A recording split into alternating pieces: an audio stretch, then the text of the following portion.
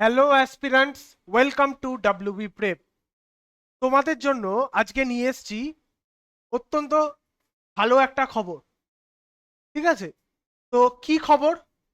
তোমরা দেখতে পাচ্ছ ইতিমধ্যেই রেলের গ্রুপ ডি অবধি ফর্ম ফিল আপ হয়ে গেছে। তো আগামীতে রেলের কিন্তু একটা দারুণ ভ্যাকান্সি আসতে চলেছে। সেটা কি ভ্যাকান্সি?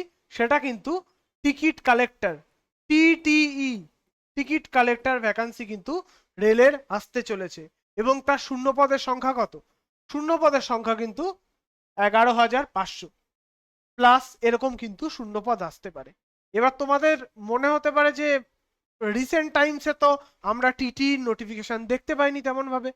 তাহলে এটা কোন নোটিফিকেশন? এটা কিন্তু বেশ কিছু বছর পর বেরোচ্ছে টিটিই বা টিকিট কালেক্টর। ঠিক আছে, এটার মূল কাজ হচ্ছে টিটিই অর্থাৎ ট্রাভেলিং টিকিট কালেক্টর। দেখো তোমরা ট্রেনে গেলে দেখবে কম্পার্টমেন্টে কম্পার্টমেন্টে গিয়ে টিকিট চেক করা হয়, বা তোমার কোনো সুবিধা অসুবিধা হলে কি যাকে জানাও তোমরা, সেই তিনিই কিন্তু ট্রাভেলিং টিকিট কালেক্টর বা টিটি। এটা হচ্ছে ওনার জব ডেজিগনেশন। ঠিক আছে, এবার এটার বয়স কত, এটার কোয়ালিফিকেশন কি, এটার পরীক্ষায় কি কি থাকবে, সেগুলো নিয়ে কিন্তু আমরা একটা আলোচনা করব। এবার নোটিফিকেশন তো এখনো আসেনি, যেহেতু বেশ কিছু বছর আগে বেরিয়েছে। নতুন নোটিফিকেশন আসা অবধি আমাদের কিন্তু একদম পিক ডিটেলিং গুলোর জন্য কিন্তু আমাদের অপেক্ষা করতে হবে। আমরা ওভারঅল একটা জিনিস কিন্তু আমি বলে দিতে পারি। আচ্ছা, প্রথম প্রশ্ন হলো যে এটার কোয়ালিফিকেশন কি? এটার কোয়ালিফিকেশন কিন্তু 12 পাস। ঠিক আছে, 12 পাস কিন্তু এটার কোয়ালিফিকেশন। 12 পাস বা ইকুইভ্যালেন্ট বা ডিপ্লোমা, এই ধরনের যে কোনো কোয়ালিফিকেশন থাকলে তোমরা কিন্তু অ্যাপ্লাই করতে পারবে। তাহলে এবার তোমার মনে হচ্ছে যে আমি 12 পাস তো করে গেছি, কিন্তু বয়স কত এটার? আমাদের সবার তো বয়স নেই। আচ্ছা, এটার বয়স কিন্তু তোমার 18 থেকে 30। এটা জেনারেলদের বয়স 18 থেকে 30। এবং তোমরা যারা এসসি এসটি ওবিসি বা পিডাব্লিউডি আছো, তারা কিন্তু যথাক্রমে 3 বছর 5 বছর এরকম ছাড় কিন্তু পাবে। পিডাব্লিউডি ক্ষেত্রে আরো বেশি এই ছাড়গুলো কিন্তু তোমরা পাবে। তাহলে বয়স হলো, আর হলো কোয়ালিফিকেশন। এবার প্রশ্ন হচ্ছে যে কি কি ধাপ থাকবে। ঠিক আছে, ধাপ কিন্তু থাকবে তিনটে।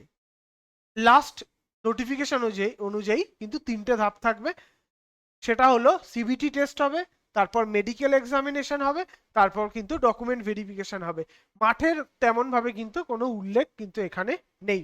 ঠিক আছে, এবং লাস্ট পয়েন্ট যেটা হচ্ছে তোমার সিলেবাস বা টপিক কি হতে পারে, মানে কোন কোন টপিকের ওপর প্রশ্ন হবে।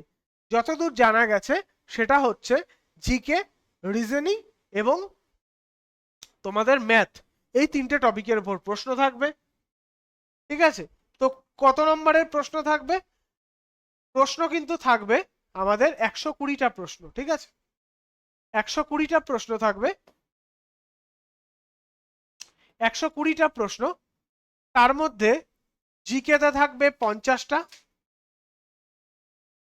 ম্যাথ 35টা, আর জিআই কিন্তু 35টা।